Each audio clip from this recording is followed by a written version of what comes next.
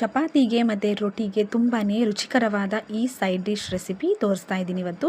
ಚಪ್ರದ ಅವರೆಕಾಯಿ ಯಾವ ಥರ ಮಾಡೋದು ಅಂತೇಳಿ ಇಲ್ಲಿ ಒಂದು ಪ್ಯಾನ್ ಇಟ್ಕೊಂಡಿದ್ದೀನಿ. ಸ್ಟವ್ ಆನ್ ಮಾಡಿಕೊಂಡು ಆ ಪ್ಯಾನ್ಗೆ 1 ಕಪ್ ಆಗೋಷ್ಟು ನಾನು ಕಡಲೆ ಬೀಜನ ಹುರಿದು ಪಕ್ಕಕ್ಕೆ ಎತ್ತಿಟ್ಕೊಂಡು, ಈಗ ಅದೇ ಪ್ಯಾನ್ಗೆ 1 ಟೇಬಲ್ ಸ್ಪೂನ್ ಆಗೋಷ್ಟು ಬಿಳಿ ಎಳ್ಳನ್ನ ನಾನು ಅದನ್ನು ಕೂಡ ಹುರ್ಕೊಂಡು ಎರಡನ್ನೂ ತಣ್ಣಗಾದ್ಮೇಲೆ ಈಗ ಮಿಕ್ಸಿ ಜಾರಿಗೆ ಸ್ವಲ್ಪ ಖಾರದ ಪುಡಿ ಮತ್ತು ಅರಿಶಿನ ಪುಡಿ ಎರಡನ್ನೂ ಹಾಕ್ಕೊಂಡು ಯಾವುದೇ ನೀರು ಹಾಕೋದೆ ಇದನ್ನು ನಾವು ಪುಡಿ ಮಾಡ್ಕೊಂಡು ಇಟ್ಕೊಳ್ಬೇಕು.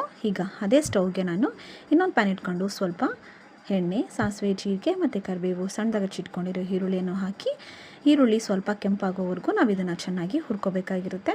ಸ್ವಲ್ಪ ಬಾಡಿಸ್ಕೊಂಡಿದ್ದ ನಂತರ ಈಗ ನಾವು ಮೊದಲಿಗೆ ಚಪ್ರದ ಅವರೆಕಾಯಿನ ನಾನು ಮೊದಲಿಗೆ ಎಲ್ಲ ತೊಳ್ಕೊಂಡು ಈಗ ಸುಲಿದಿಟ್ಕೊಂಡಿದ್ದೀನಿ ನೋಡಿ.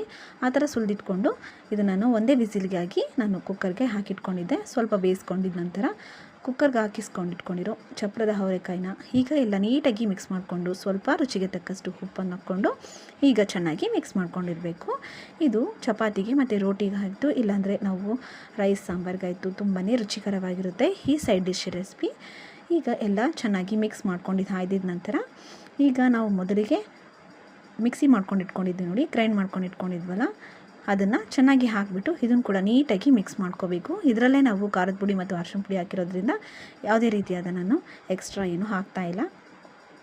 ಈಗ ಇದನ್ನು ಮಿಕ್ಸ್ ಮಾಡಿಕೊಂಡು 5 ನಿಮಿಷದವರೆಗೂ ಇದನ್ನು ಬಿಟ್ಬಿಟ್ರೆ ತುಂಬ ರುಚಿಕರವಾದ ಈ ರೆಸಿಪಿ ನಿಮಗೂ ಇಷ್ಟ ಆಗುತ್ತೆ ಅಂತ ಅನ್ಕೋತೀನಿ. ಮನೆಯಲ್ಲಿ ಒಂದ್ಸರಿ ಟ್ರೈ ಮಾಡಿ ನೋಡಿ. ಇಷ್ಟ ಆದರೆ ಪ್ಲೀಸ್ ಒಂದು ಲೈಕ್ ಮಾಡಿ, ಶೇರ್ ಮಾಡಿ, ಸಬ್ಸ್ಕ್ರೈಬ್ ಮಾಡಿ ಮತ್ತು ಕಮೆಂಟ್ ಮಾಡಿ.